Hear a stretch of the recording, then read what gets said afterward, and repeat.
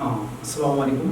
আমি জুবাইর সর্দার, NCP diaspora অ্যালায়েন্সের Asia প্রতিনিধি এবং জাপানে রিপ্রেজেন্ট করতেছি বর্তমানে।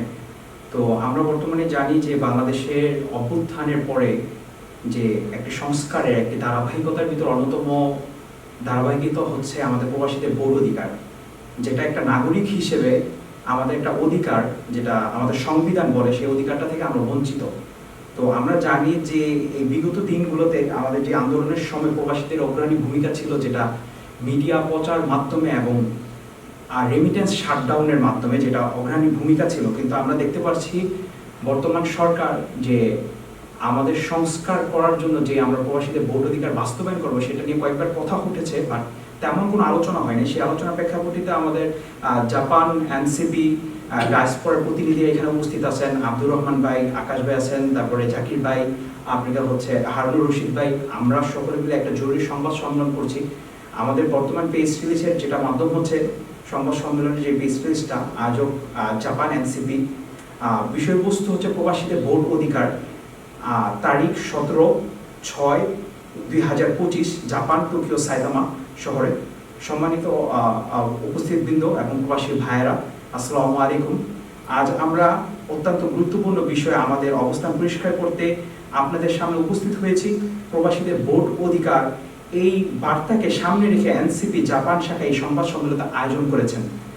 আমাদের উপস্থিত আছেন প্রবাসী নেতৃবৃন্দ, বিশ্বের বিভিন্ন দেশে ছড়িয়ে থাকা কয়েক কোটি প্রবাসী, 1.5 কোটির উপর যে প্রবাসী আমাদের আছেন, বাংলাদেশের নাগরিক, যারা দেশে অর্থনৈতিক চালিকা শক্তি। এবং আমরা জানি যারা অভ্যুত্থানে এই বাংলাদেশের অগ্রণী ভূমিকা রেখেছিল, যেটা প্রবাসে আপনার অর্থনীতির শাটডাউন, রেমিটেন্স শাটডাউনের মাধ্যমে। এটি ছিল ঐতিহাসিক প্রমাণ। প্রবাসীরা কেবল অর্থ পাঠানো না, দেশের ভবিষ্যৎ নিয়ে উদ্বিগ্ন এবং সক্রিয় ভূমিকা পালন করতে যাচ্ছে। কিন্তু এত কিছুর পরও অত্যন্ত দুঃখের সঙ্গে বলতে হচ্ছে এখনো প্রবাসী নাগরিকরা বাংলাদেশের নির্বাচনে ভোট অধিকার প্রয়োগ করতে পারছে না। সেটা যদি সরকার কোথাও বলে থাকে, বাট আমরা দেখছি সেটা বাস্তবে রূপ হচ্ছে না।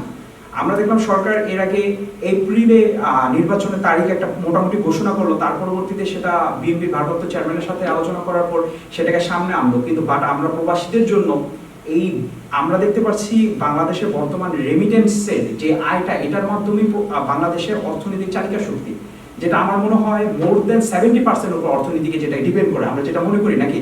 তো সেই জায়গাটার ক্ষেত্র একটা বৃহৎ গণতান্ত্রিক রাষ্ট্র, যদি আপনারা এটাকে ইনক্লুসিভ যদি নির্বাচন বলতে চান, যেখানে আপনাকে একটা ফেসিস্টকে আপনারা বাদ দিতে চান না, সেখানে 1.5 কোটির উপরে প্রবাসী, যাদের ফ্যামিলি সহ আমরা যেখানে জানতে পারি যে প্রায় 2 কোটির উপরে প্রবাসী আমাদের কাছাকাছি আছে, এরকম 2 কোটি মানুষকে নির্বাচনের বাহিরে রেখে একটা ডেমোক্রেটিক আপনার ইনক্লুসিভ নির্বাচন কখনোই সম্ভব না একটা ডেমোক্রেটিক রাষ্ট্রে। তো আমরা চাই প্রবাসীরা ভোট অধিকারের মাধ্যমে বাংলাদেশের আগামী সংসদ নির্বাচনকে প্রতিনিধিত্ব করবে এবং প্রবাসীদের সেখানে প্রতিনিধিত্ব থাকবে।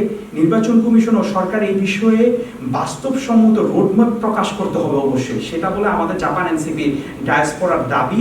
এই দাবি কোনো রাজনৈতিক স্বার্থ উদ্দেশ্য নয়, বরং সকল নাগরিকের মর্যাদা এবং প্রবাসীদের অধিকার, ভোট অধিকার প্রতিষ্ঠা করার জন্য আমাদের আজকের এই প্রেস কনফারেন্স। আমরা এনসিপি জাপান শাখা সকল প্রবাসী ভাই বোনের পক্ষ থেকে সরকারকে দৃষ্টি আকর্ষণ করছি, 2026 সালের আগামী নির্বাচনে প্রবাসীদের ভোট অধিকার অবশ্যই বাস্তবে রূপ নিতে হবে, এটা নিশ্চিত করতে হবে এবং রোডম্যাপ দিতে হবে।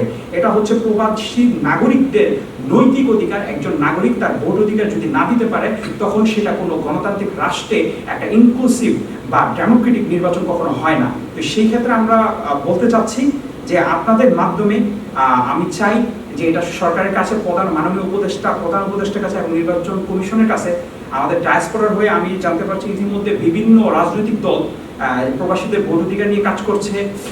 এবি পার্টি, গণ অধিকার পরিষদ, জামাত এবং আমি যতটুকু জানি বিএনপি এটার ভিতরে সমর্থন আছে। তো আমরা সে প্রেক্ষাপটে বলতে চাই যে আমাদের প্রত্যেকটা রাজনৈতিক দলের এখানে সমর্থন থাকার পরও কেন আমাদের প্রবাসীদের ভোট অধিকার বাস্তবায়ন হবে না, বা সরকারের ক্যাবিনেটে, উপদেষ্টা ক্যাবিনেটে এখনো কেন সেটা আলোচনা হচ্ছে না।